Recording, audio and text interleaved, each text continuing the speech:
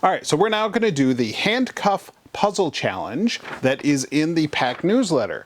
You're going to need 2 pieces of rope, and you want them to be a good size and everything.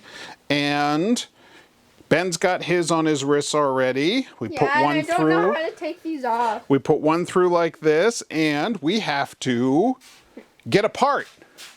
So, ready? Start figuring it out, Ben.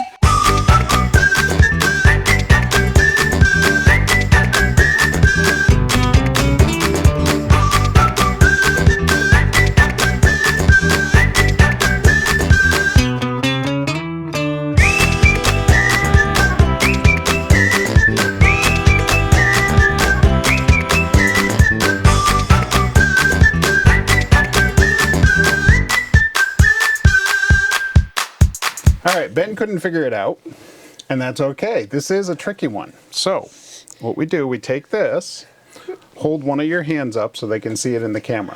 Okay? We take this, let's see, and I'm going to take this, slide it up through his wrist, hold your hand up just a little bit higher, and go over. And I'm free! We're free! Now how do you take them off?